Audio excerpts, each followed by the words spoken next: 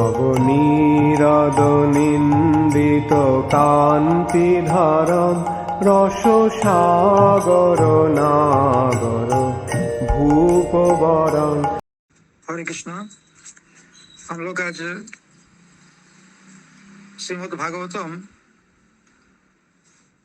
तृतीय स्कंध अष्टम अध्याय श्लोक संख्या 1 से 6 तक पाठ करेंगे। श्लोक नंबर 1। मैत्रेय उवाच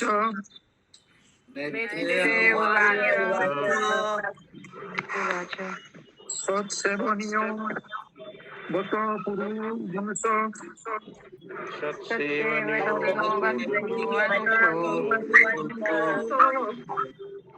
जल्लोकपाल भगवत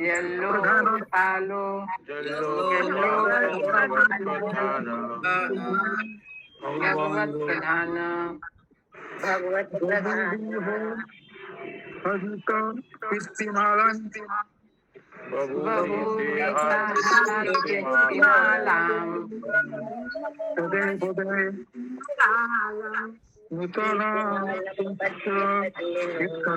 पदे पदे नूतन पदे पदे मुनि मैत्रेय ने विदुर से कहा, राजा पुरु का राजवंश शुद्ध भक्तों की सेवा करने के लिए योग्य है, क्योंकि उस वंश के सारे उत्तराधिकारी भगवान के प्रति अनुरक्त हैं। तुम भी उसी कुल में उत्पन्न हो और यह आश्चर्य की बात है कि तुम्हारे प्रयास से भगवान की दिव्य लीलाएं प्रतिक्षण नूतन से नूतनतर होती जा रही हैं।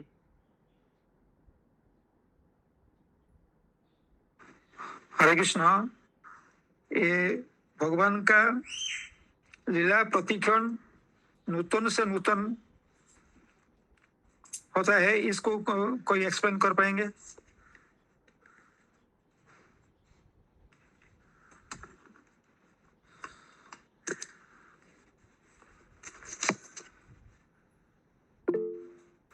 हरे कृष्णा। ये विदुर जी मैत्रेय जी से पूछ रहे हैं सब सृष्टि के बारे में, प्रकृति के बारे में, और तभी इसलिए वो लिख रहा है कि तुम्हारे प्रयास से भगवान की दिव्य लीला निरंतर नूतन हो रही है। यही होगा ना प्रभु जी? हाँ, जैसे भगवान का लीला हर क्षण मैंने एक ही लीला, जैसे हम लोग हरे कृष्ण महामंत्र भी जप करते हैं तो एक ही मंत्र जितना बार हम लोग करते हैं तो वो नया लगता है। ऐसे ये भगवान का लीला भी वो नित्य नूतन, वो जोड़े जगत छोड़े से। हरे कृष्णा प्रभु जी। हरे कृष्ण। हाँ, बोल रहे थे प्रभु जी की जैसे नूतन से नूतनतर होते जाता है। जब भी हम किसी महाभागवत के मुंह से सुनते हैं एक बार, तो वो नया जैसा लगता है। फिर किसी और महाभागवत कोई सुनाता है तो उसमें और कुछ अलग सा ही सुनाई देता है, उसमें और ज्यादा आनंद आता है सुनने पे। तो वो नूतन से नूतनतर होते जाता है, हमेशा कुछ नया सुनने को मिलता है। भगवान का जितना लीला है हम लोग तो हर साल उसको सुनते हैं, एक ही लीला, लेकिन हम लोग को उसमें इंटरेस्ट बढ़ते जाता है, कभी कमती नहीं होता है। हरे कृष्ण। तात्पर्य। महामुनि मैत्रेय ने विदुर को धन्यवाद दिया और उनके वंश की ख्याति का संदर्भ देते हुए उनकी प्रशंसा की। पूर्व वंश भगवत भक्तों से भरा पूरा था और इसके कारण महिमा मंडित था। चूंकि वे लोग निर्विशेष ब्रह्म या अंतर्यामी परमात्मा के प्रति अनुरक्त न होकर सीधे भगवान अर्थात पूर्ण पुरुषोत्तम से जुड़े थे, अतः वे भगवान एवं उनके शुद्ध भक्तों की सेवा करने के योग्य थे। क्योंकि विदुर उसी वंश के थे, अतः स्वाभाविक था कि वे भगवान के नित्य नूतन यश का दूर दूर तक विस्तार करने में लग गए। विदुर जैसे व्यक्ति की महिमा मंडित संगति पाकर मैत्रेय आनंदित थे। उन्होंने विदुर की संगति को अति वांछनीय माना, क्योंकि ऐसी संगति से मनुष्य की भक्तिमय सेवा की सुसुप्त प्रवृत्तियां त्वरा युक्त हो जाती हैं। हरे कृष्ण। हरे कृष्ण। ये जे विदुर जी डायरेक्ट माने वो भक्त थे, तो भक्त लोग को भगवान का 3 प्रतीति होता है, जो ज्योति, ब्रह्म ज्योति और परमात्मा अनुभूति और भगवत अनुभूति। तो भक्त लोग डायरेक्टली भगवान को सेवा करते हैं। तो इसका बारे में कोई 3 चीज का बारे में कोई एग्जाम्पल थोड़ा दीजिए, क्या डिफरेंस है, जो देखा थोड़ा हाथ भी उठा सकते हैं।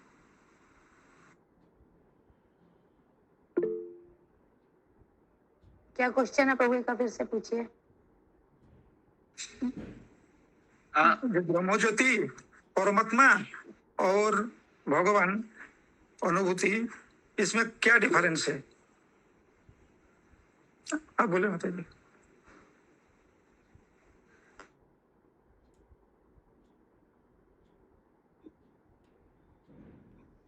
माता जी म्यूट में है।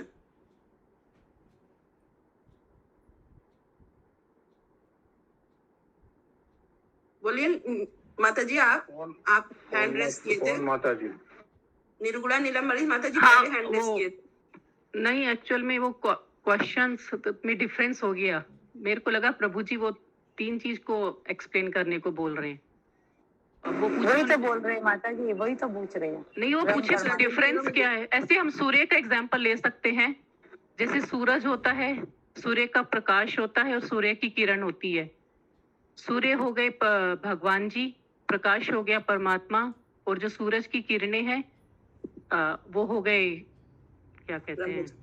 नहीं माता जी, सूर्य की किरण, सूर्य का गोला और सूर्य देवता। तो सूर्य तो वही हुआ ना माता जी, मतलब सूर्य हो चाहे सूर्य का गोला, वो एक नहीं होएगा? नहीं, सूर्य देवता और सूर्य का गोला अलग है।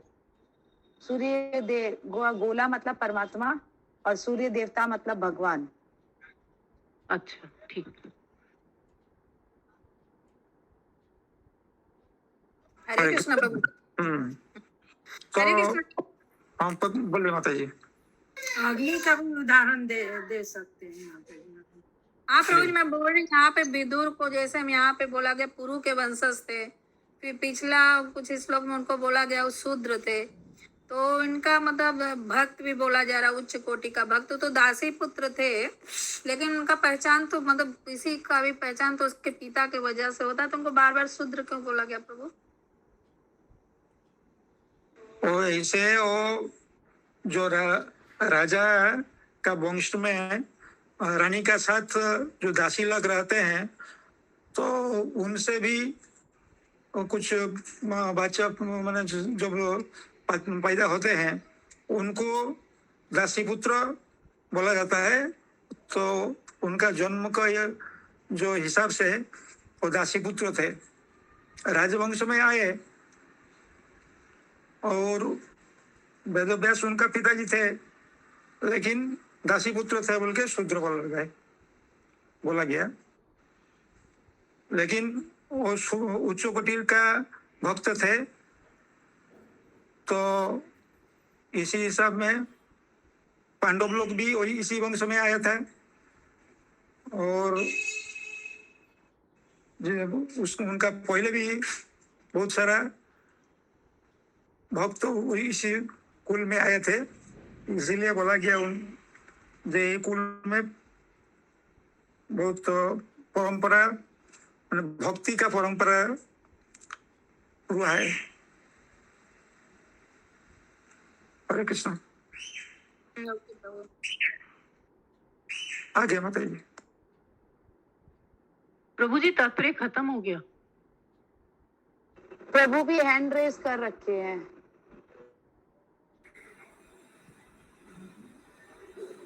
एक्सरसाइज। श्लोक नंबर 2,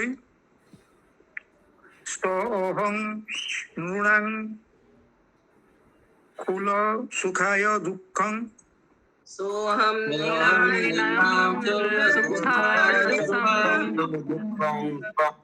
महद्गतानां विरमाय तस्य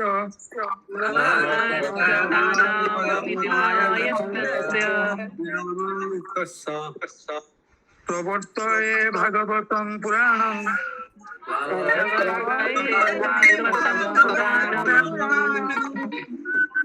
यदा हो साक्षात् भगवान् ऋषिभ्य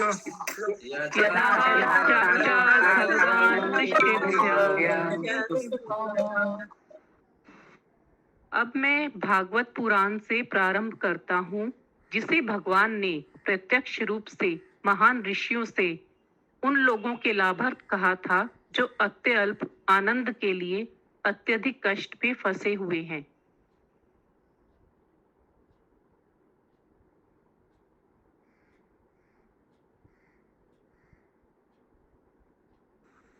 हरे कृष्ण। इसको कोई किसी का प्रॉब्लम है उसमें समझने में, जे हम लोग ये दुनिया में बहुत दुख को सहने पड़ता है थोड़ा सुख के लिए। हम लोग तो भगवान का संतान है, चित्त जगत में भगवान का साथ हम लोग जब रहते थे, हम लोग को कुछ प्रॉब्लम सहने नहीं पड़ता था, इतना कुछ कष्ट का उधर बात नहीं है।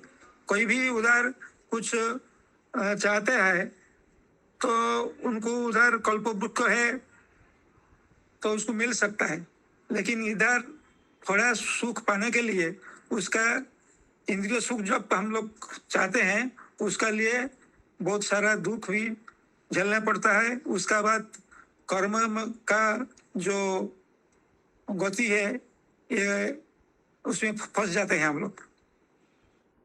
तो इसलिए बोला गया जे थोड़ा सुख कर ले कितना दुख हमको उठाना पड़ता है।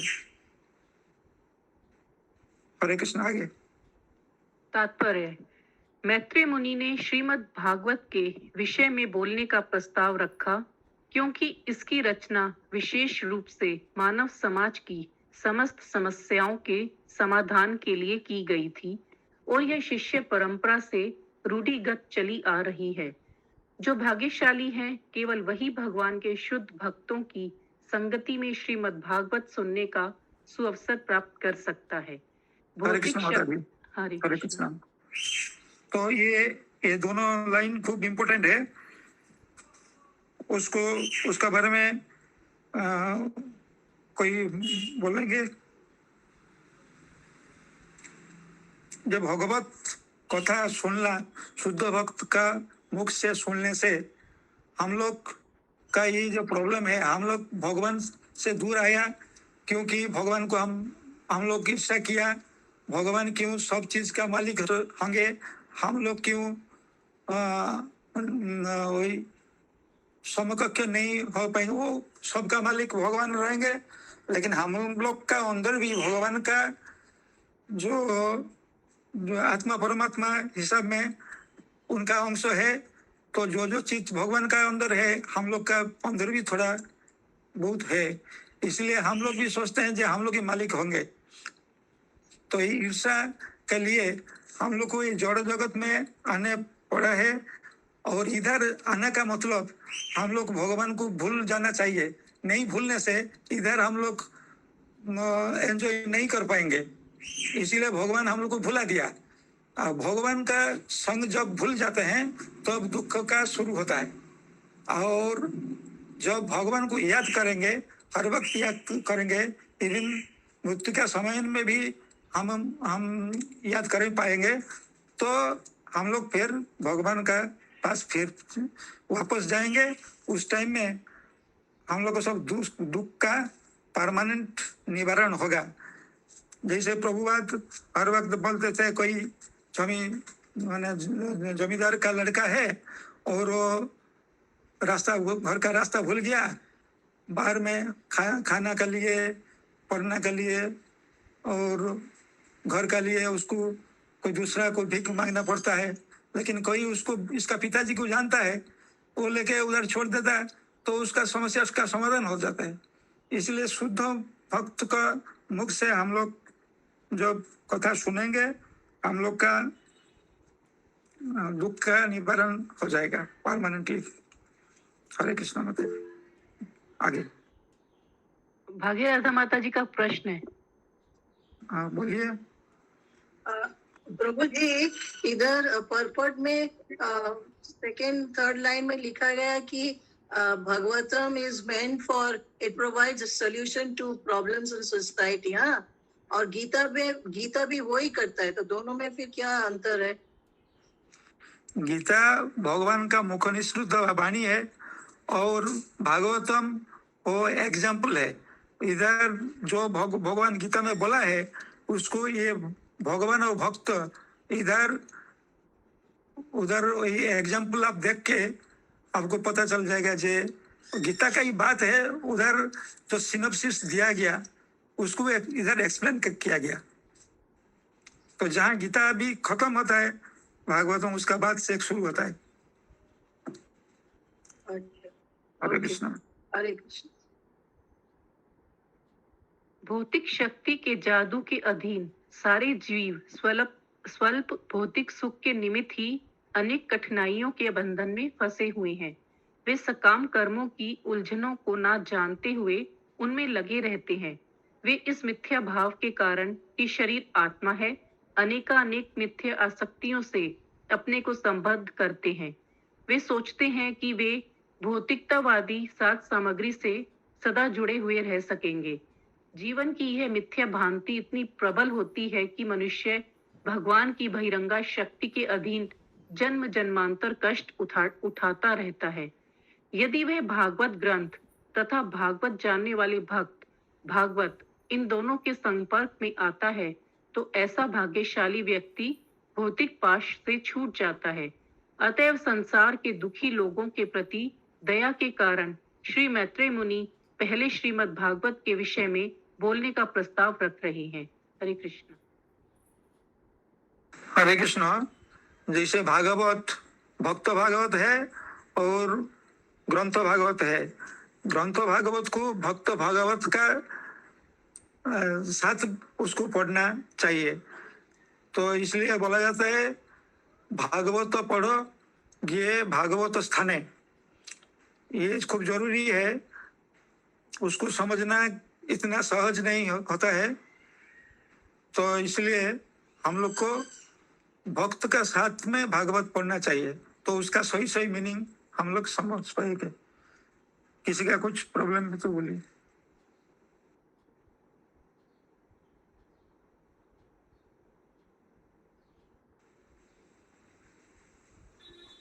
तो नेक्स्ट श्लोक हम लोग पढ़ सकते हैं। हरे कृष्णा। हरे कृष्णा, वो कंटिन्यू कीजिए। कोई हाथ उठाएगा तो रुकिए, नहीं तो कंटिन्यू करते। अच्छा सर। शुक्ल नंबर 3। आसीनम पूर्व्यां भगवंतम अद्यं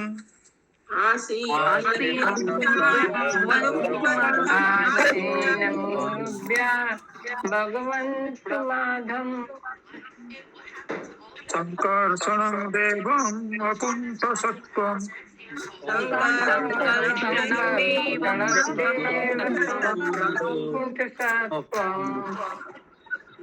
विविधव तत्त्वम् अतपरस्य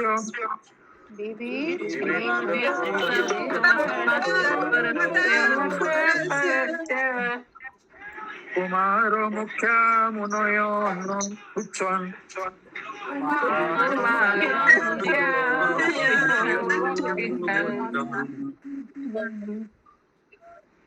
कुछ काल पूर्व तुम्हारी ही तरह कुमार संतों में प्रमुख सनत कुमार ने अन्य महर्षियों के साथ जिज्ञासावश ब्रह्मांड की तली में स्थित भगवान संकर्षण से भगवान वासुदेव विषयक सत्यों के बारे में पूछा था। प्रभु मैं एक बार और पढ़ रही हूँ। कुछ काल पूर्व तुम्हारी ही तरह कुमार संतों में प्रमुख सनत कुमार ने अन्य महर्षियों के साथ जिज्ञासावश ब्रह्मांड की तली में स्थित भगवान संकर्षण से भगवान वासुदेव विषयक सत्यों के बारे में पूछा था।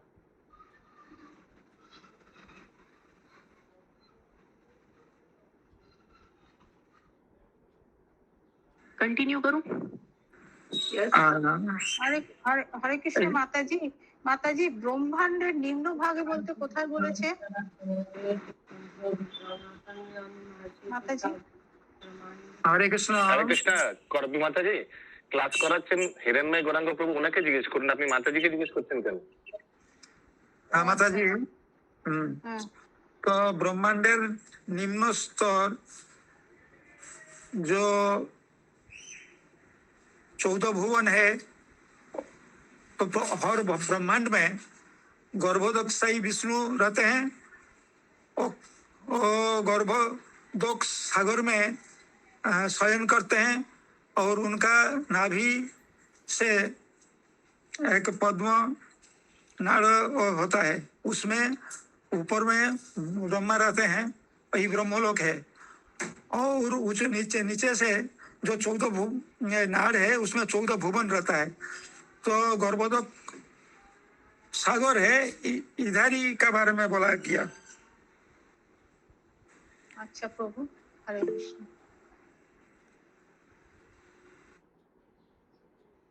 प्रभु यह संकर्षण के बारे में बोला गया, जो who is seated at the bottom of the universe. हाँ, ये संकर्षण हर ये हर माने ब्रह्मांड में रहते हैं प्रभु जी। हमको जितना ये होता है संकर्षण हर ब्रह्मांड में रह सकते हैं ना। ये जो महाविष्णु है वो कारण सागर में रहते हैं। एक्चुअली संकर्षण से महाविष्णु आते हैं। So Sankarshan at the bottom of the universe, like Ananta Sesh, is holding all the 14 planetary systems. Shashi माता जी आप वो फोटो दिखा सकते हैं, उसके एकदम नीचे में देखिए अनंत शेष पकड़ा हुआ है 14 planets को। उसीलिए लिखा है from Lord Sankarshana, who is seated at the bottom of the universe. Bottom. हाँ, बॉटम ऑफ द यूनिवर्स तो गर्भोदकशाही होगा, क्योंकि वो जो महाविष्णु जहाँ है उधर तो ब्रह्मांड का सृष्टि होता है।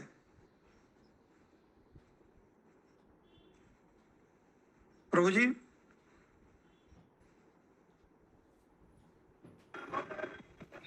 प्रभु फोटो संकर्षण से जो अनंत शेष है वो अनंत ब्रह्मांड को अपने सरों पे धारण करते हैं। अनंत शेष है, उधर अनंत ब्रह्मांड को धारण करते हैं। और एक एक ब्रह्मांड उनके सिर पे जो है वो राई के दाने के समान दिखते हैं। वो होने से कारण दुख सागर में होंगे। यस, बड़ा कीजिए नीचे दिखाई दे रहा है, एकदम नीचे बॉटम ऑफ द यूनिवर्स दिखाई दे रहा है सबको।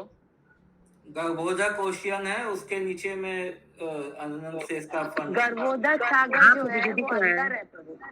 गर्भोदक सागर जो है वो ब्रह्मांड के अंदर है और अनंत शेष उस ब्रह्मांड को धारण किए हुए। ओके, उसीलिए from Lord Sankarshana who is seated at the bottom of the universe.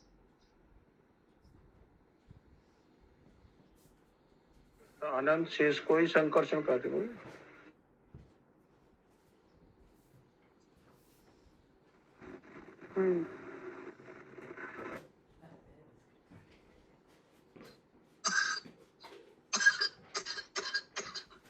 और ये अनंत शेष अपने अनंत हिरण्मय गौरांग प्रभु कंटिन्यू। प्रभु जी यहाँ से हम लोग कंक्लूजन में आए, ये गर्भोदक सागर में के बारे में बोला गया ना इधर।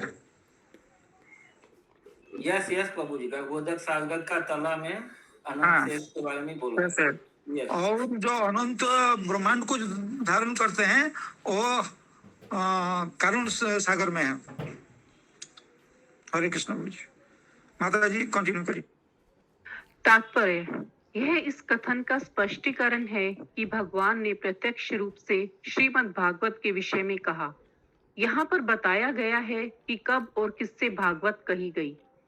विदुर द्वारा पूछे गए प्रश्नों के ही समान प्रश्न सनत कुमार जैसे महामुनियों ने पूछे थे और भगवान वासुदेव के स्वांश भगवान संकर्षण ने उनके उत्तर दिए थे।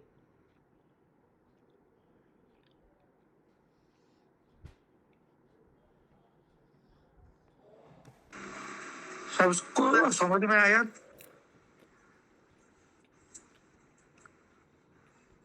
हरे कृष्ण माता जी, और एक बार वही लाइन पढ़िए तो। लास्ट वाला ठीक है। विदुर द्वारा पूछे गए प्रश्नों के ही समान प्रश्न सनत कुमार जैसे महामुनियों ने पूछे थे और भगवान वासुदेव के स्वांश भगवान संकर्षण ने उनके उत्तर दिए थे।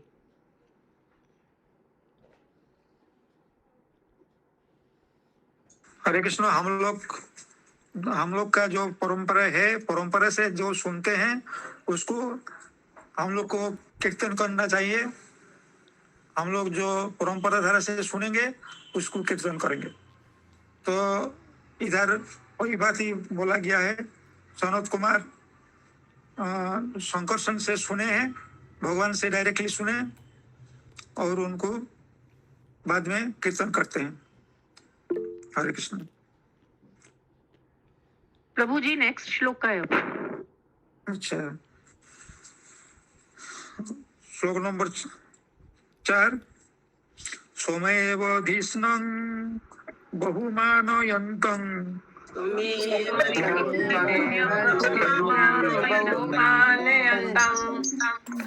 यद्वासुदेवाद् भीघम् अमनन्ति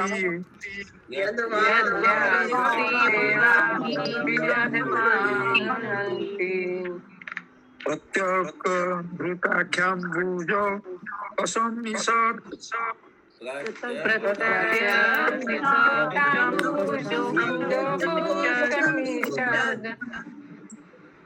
पुनर्मिलयन्तं विबुधोदयाय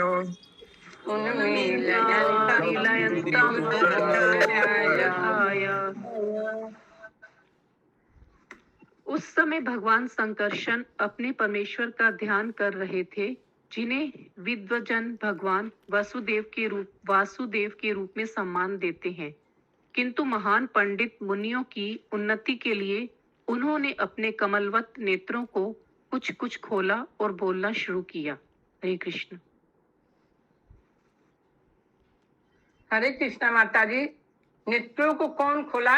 माता जी हिरणमय प्रभु जी क्लास करा रहे हैं। प्रभु जी, हिरणमय प्रभु जी। हाँ, हरे कृष्ण माता हरे जी, कृष्णा प्रभु जी। हाँ बोलिए माता जी। कमलवत नेत्रों को कुछ कुछ खोला और बोलना शुरू किया। मैत्रेय मुनि को कहा जा रहा है? नहीं, संकर्षण है ना, तो संकर्षण ध्यान में बैठे थे। संकर्षण तो उन वासुदेव से आए हैं, तो वासुदेव का बारे में वो ध्यान में बैठे थे।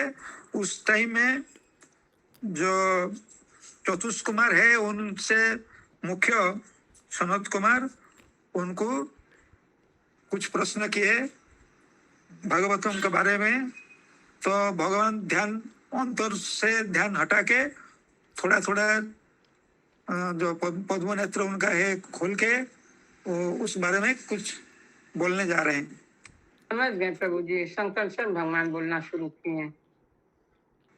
ये माता जी। सुमना माता जी बोली। प्रभु, जैसे कि ब्रह्मा जी को ज्ञान कृष्ण से मिला था और फिर वो ज्ञान हम लोग को धीरे धीरे परंपरा के द्वारा मिला, तो जो कुमार संप्रदाय है उनका ज्ञान क्या संकर्षण से चारों कुमार को मिला और फिर उन्होंने अपनी परंपरा में दिया? यस माता जी। और निम्बार्क संप्रदाय जो है वही कुमार संप्रदाय एक ही है। हाँ, तो उनको ज्ञान संकर्षण से मिला। हाँ, संकर्षण से में मिला। हरे कृष्ण। हरे कृष्णा। ये ज्ञान वो पूरा पुण्य भगवत ज्ञान है। There is no ये पूर्ण ये भी भागवतों के बारे में कुछ ज्ञान है, तो और दूसरा भी सोर्स से उनको आया होगा, निम्बार्क को मिला होगा। लेकिन ये चतुष कुमार अभी जो हम लोग पढ़ते हैं उनको भी कुछ ज्ञान मिला वो कोई ऋषि को वो ज्ञान दिए थे। तो जैसे ब्रह्मा जी को पूरा ज्ञान कृष्ण 4 श्लोक से मिला ना, फिर ब्रह्मा जी ने आगे फिर नारद मुनि और फिर व्यास देव जी, इस तरह से हम लोग को उनको मिला। बढ़ाया और 4 श्लोक को फिर 100 श्लोक फिर 18,000 श्लोक हुआ ऐसे। तो ये कुमार संप्रदाय का क्या अभी कुमार संप्रदाय का पूरा बारे में हमको इतना मालूम नहीं है, लेकिन हम जो थोड़ा पढ़ा है उसमें हमको ये हुआ कि भगवान से जो ज्ञान मिला था वो तो दूसरा कोई मुनि पूछे तो उनको बोले साख्यान मुनि को दिए थे प्रभु जी। यस साख्यान सनत कुमार साख्यान मुनि को दिए थे जब वो पूछे थे तो। हरे कृष्ण। हाँ नहीं, 4 कुमार को किनसे मिला, ये मेरा प्रश्न है। जैसे हम लोग का ब्रह्म आद्य गौड़ीय संप्रदाय है ना, तो ब्रह्मा जी को कृष्ण जी से मिला, तो कुमार संप्रदाय का ज्ञान किनसे मिला 4 कुमार? अभी तो 4 कुमार ने किनको दिया वो उससे कोई फर्क नहीं पड़ता, लेकिन यहाँ पे जब आ रहा है कि शंकरसन ने शरद कुमार को दिया, इसलिए हम प्रश्न पूछ रहे हैं। हाँ सही, शंकरसन से मिला। हम लोग को और आगे जाने से और क्लैरिफाई होगा, लेकिन अभी जो शंकरसन को भागवतम का बारे में कुछ पूछा है तो वो ज्ञान भगवान दिया। अभी 4 कुमार तो एक साथ में रहते हैं, जहाँ भी जाते हैं 4 कुमार एक साथ जाते हैं। लेकिन यहाँ पे बोल रहे मुख्य ये मुख्य सनत कुमार प्रश्न किया होगा। 4 कुमार अभी डिटेल्स इधर हमको भी जानकारी नहीं है, लेकिन हम जितना जानते हैं कि जो जहाँ जाते हैं 4 कुमार एक साथ में जाते हैं, तो वो 4 कुमार एक साथ में पूछेंगे नहीं, उनका प्रमुख जो है वो पूछे थे और सब लोग सुना होंगे। हरे कृष्ण। प्रभु जी नेक्स्ट श्लोक का होगा 5वां।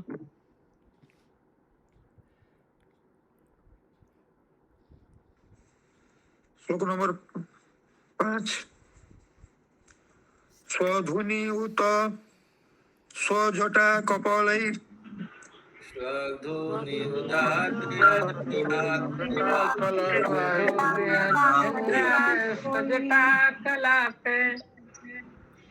उपकृष्यन्त चरण उपधानम्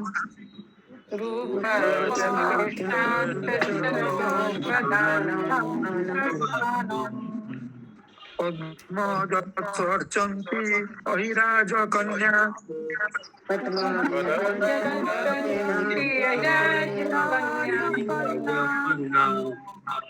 सप्रेम नाना वलिभिर्बरात्ता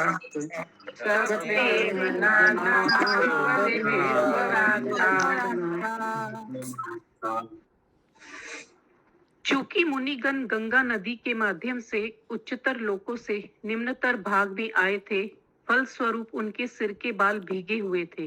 उन्होंने भगवान के उन चरण कमलों का स्पर्श किया जिनकी पूजा नागराज की कन्याओं द्वारा अच्छे पति की कामना से विविध सामग्री द्वारा की जाती है। यहाँ पे मुनिगण लिख रहा है प्रभु जी, क्यों? एक ही सनत कुमार सिर्फ गए थे ना।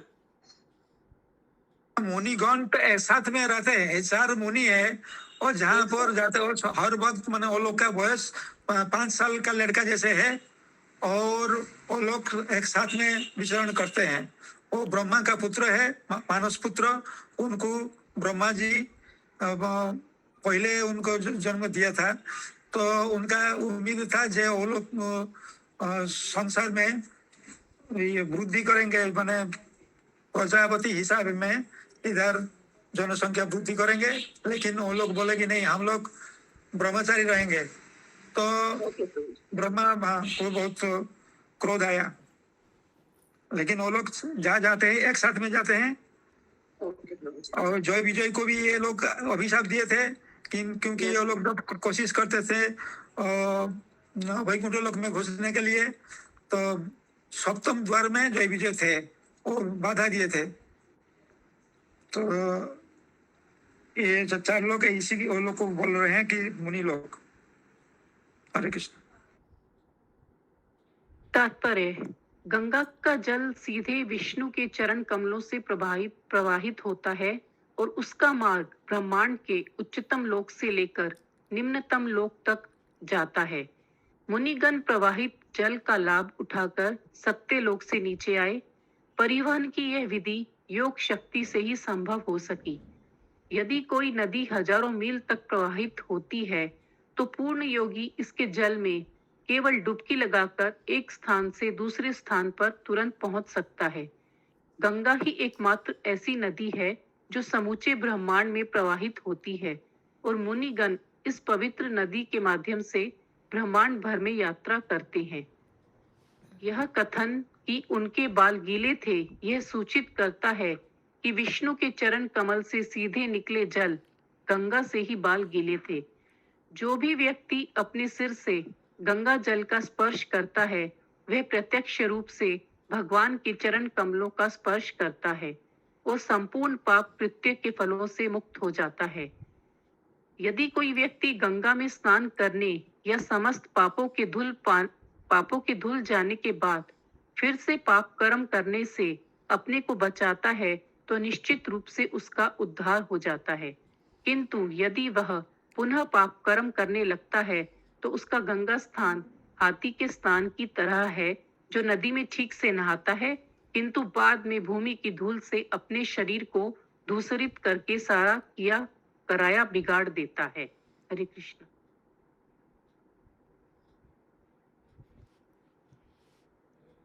हरे कृष्णा। गंगा नदी में स्नान करने से हम लोग पवित्र हो जाते हैं, लेकिन उसका बाद हम लोग को कुछ पाप करना नहीं चाहिए। लेकिन हम लोग का अंदर पाप करने का जो प्रवृत्ति है,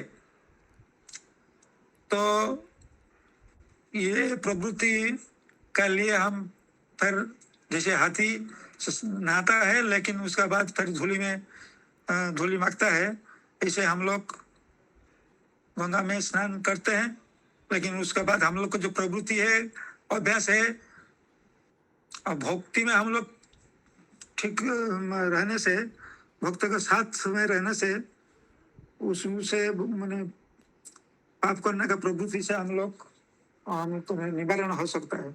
और जो शुद्ध भक्त उनसे हम लोग को सुनना चाहिए, तो जप करना चाहिए। और ये कुमार जो लोग थे, ये लोग ब्रह्मलोक में रहते हैं, सत्यलोक में।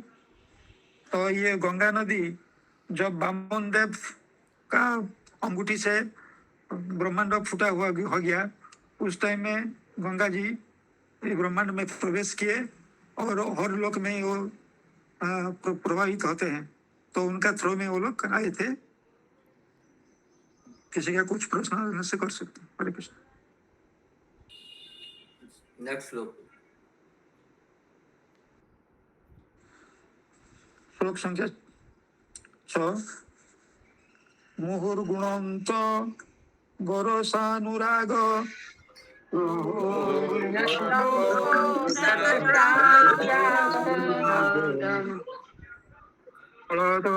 पदेन्यास्य उपानि तत्ज्ञान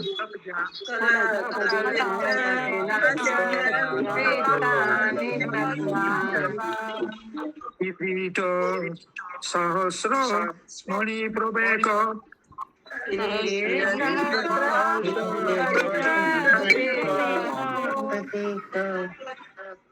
प्रत्योत्थिरोद्धाम सहस्रम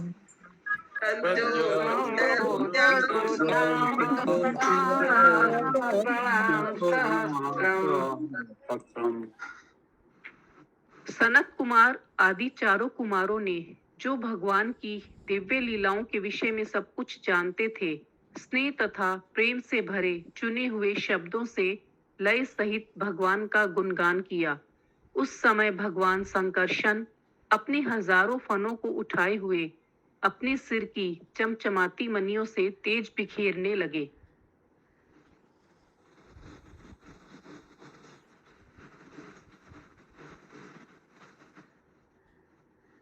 तात्पर्य भगवान कभी कभी उत्तम श्लोक कहलाते हैं, जिसका अर्थ है जिसकी पूजा भक्तों द्वारा चुने शब्दों से की जाती हो।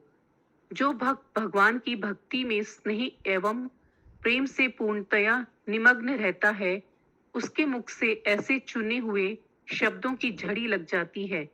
ऐसे अनेक उदाहरण हैं, जिनमें एक छोटे से बालक ने भी, जो भगवान का महान भक्त था, भगवान की लीलाओं के गुणगान के लिए चुने हुए शब्दों से उत्तम स्तुति की।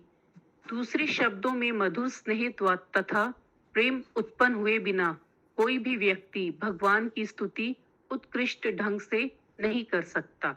हरे कृष्ण।